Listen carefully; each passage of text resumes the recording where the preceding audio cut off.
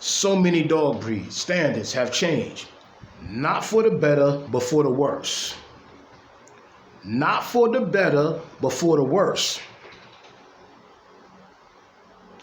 And the standards should always reflect the dog's history, the origin of the dog. See, like I said, with the Corso, it's a traditional thing.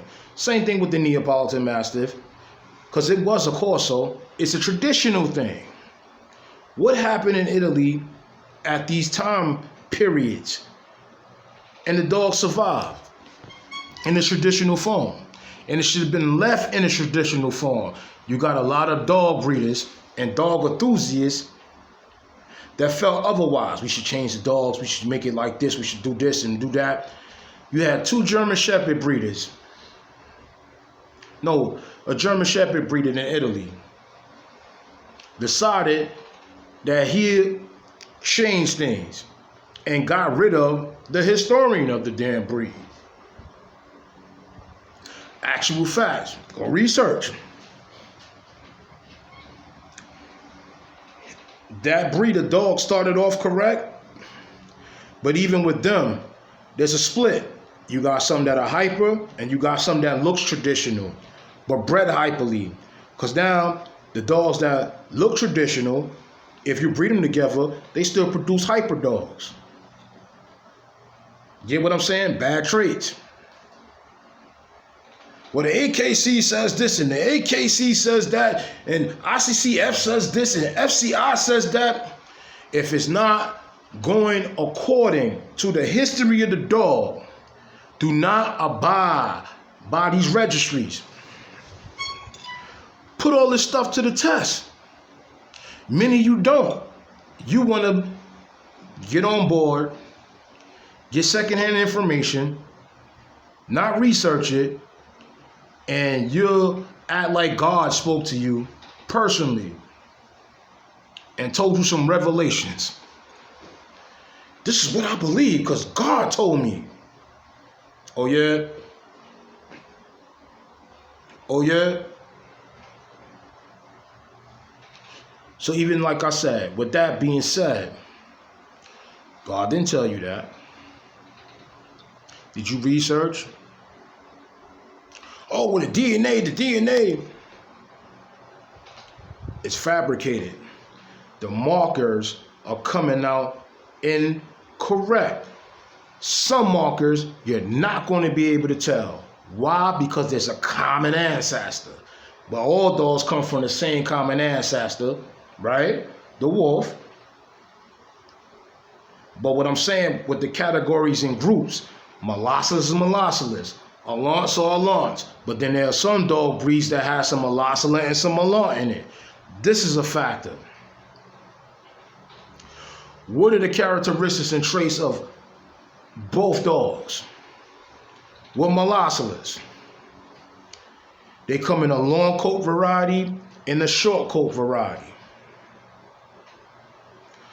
Molossus are very, very trustworthy around livestock. Your Alance dogs have a short coat. There's no long-coated Alance dog. Short-coated.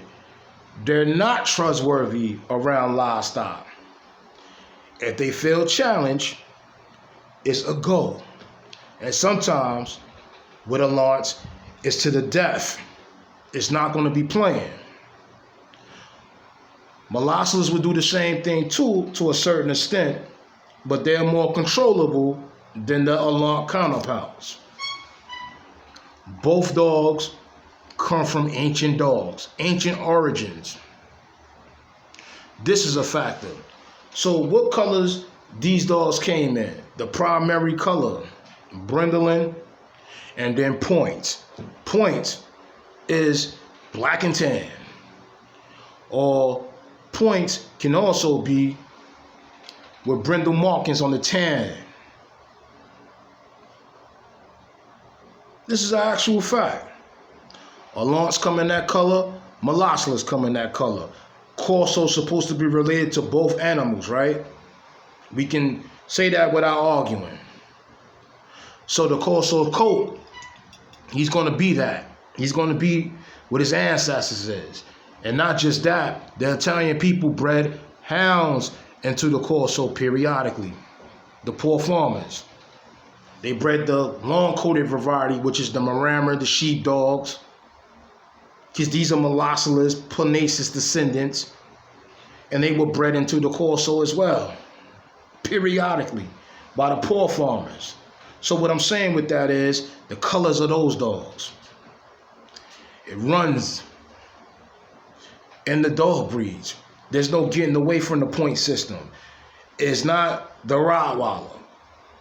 You cry and cry about the Rottweiler markings. Where did the Rottweiler get his color from? Dummies. Where did the Rottweiler get his color from? Did not the Romans went into Gaul and all these other places in Europe, and when they came back, did they leave the dogs behind? They left the dogs behind. So these dogs are common ancestors of the Punasis dogs. Because they, once upon a time, their ancestors were the Punasis dogs that got left behind. These dogs were bred together. In the Rottweiler's history, the Rottweiler almost went extinct, early 1900s. It was a female Rottweiler bred back into Great Burmese, Belgian Masters, and some other breeds. The greatest Swiss dogs. And this is where the Rottweiler gets that black and tan color coding from. Originally, the Rottweiler came in the same colors as the Corso comes in. Research. Periodically, there's a throwback. Because in the RNA and genes, sometimes genes will go dormant for a little while. But when you start breeding correctly again, with the line breeding and inbreeding, and you calling out, right? I'm talking about health issues, not color, health issues. Old traditional colors will pop back up again, unexpectedly. This is just nature for you. That is not being spreaded and told to the public. Oh no, this and that, and the DNA, this. For the DNA to be efficient, what has to happen? Because, people's, the DNA, you stupid. Because it's like a paternity test. Paternity test, DNA is good. It's proper. On the crime scene, the DNA is good. It's proper because it can indicate with the paternity situation who's your mother and your father, and it can show you who's the perpetrator of a crime. Now, on the aspect of lineage, that's a whole different dynamics. It gets very tricky and very hard because now you have other trait factors that you're trying to line up the markers. And it's almost virtually impossible to get it accurate. And human beings and so even in animals, they don't tell you that. They'll tell you that. Don't tell you that. In history, for the DNA to be accurate, in which a lot of times it isn't, because if it was so accurate, it would get certain dog breeds, ancestry aspect of what went into this dog breed, what went into that dog breed, with accuracy, it would be accurate, and it's not. It's not. So like I said, with that being said, so y'all got a lot of research to do. And before, I'm just saying, for people to yell out, well, it said the DNA said that Kokomo was a Rottweiler cross. Well, you can't have descendants of Kokomo to determine that. you would have to have Kokomo himself. Kokomo's been dead 30 years. He's dust. Hold on.